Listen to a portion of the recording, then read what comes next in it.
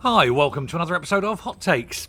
At 9 p.m. this evening, the President of the United States, Donald Trump, will be announcing what tariffs Britain will be facing. Now, there's been weeks of, well, he likes to call them summits, doesn't he, old Keir Starmer? But he's had so many summits, he's like Sherpa tensing. But they're not really summits, they're him begging the President not to put tariffs on Britain. But given how he and other members of his government have been talking about Donald Trump for the last few years, I don't suppose Trump is minded to do that. I think he'll just doesn't care. He doesn't care about Keir Starmer, and he doesn't care about the political trouble he's going to get Keir Starmer in. And I say, bring it on, really. Now, what's very interesting, and I think this is really deeply telling about the heart of our government, is that in order to gaslight us and prepare us for the bad news, they've had to wheel someone out to say, well, we're still in talks, blah, blah, blah, even though we know we're going to get whacked with these tariffs. But they're still trying to do the pretend thing about pretending to be in talks and how they've been very productive and all that. But they've wheeled out Bridget Phillipson to announce this. It's what? Why? Why Bridget Phillipson? She's the Education Secretary. Her brief isn't tariffs. Her brief isn't international diplomacy.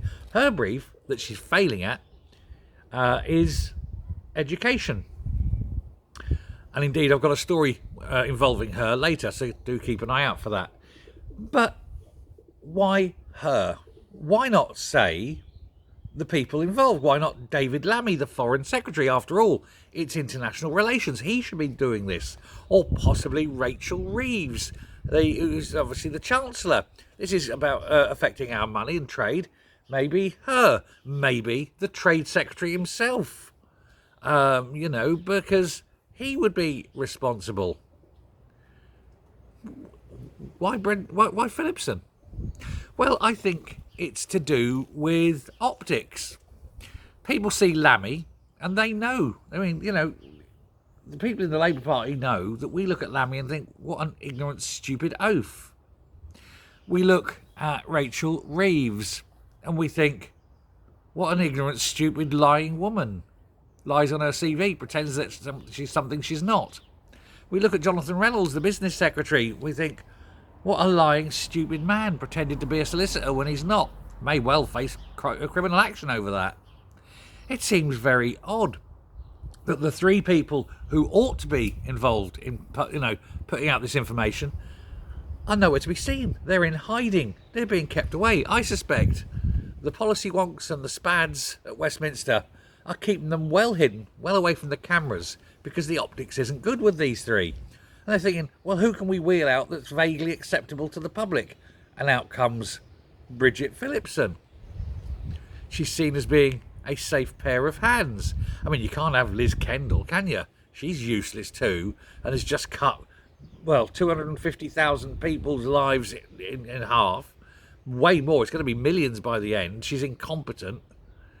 She's seen as deeply damaging to the party now, so she won't last long. The usual bearer of bad news is Lisa Nandy, but she's so far out of the loop now that they don't even want to acknowledge she was ever in the loop. She'll be gone at the next reshuffle. Also, another woman seen as being dumb as an ox. And so what are you left with? There's so few of them that the people look at, can recognise and think, yeah, okay, she's not entirely awful. And that's it. So it's fallen to Bridget Phillipson because her qualifications for doing it are she's not entirely awful. Until you find out how awful she is, which you will later. This party, it's just incomprehensibly bad, isn't it? And all that posturing for months now. We're going to do a trade deal. We're going to have this. There won't be tariffs. We're going to escape these because we're Britain after all. What a one. But they're all just lying wankers, aren't they? But they're incompetent lying wankers. That's the worst of it. You don't mind someone being a lying wanker if they're good. But this lot aren't even that. Useless, incompetent, stupid, evil,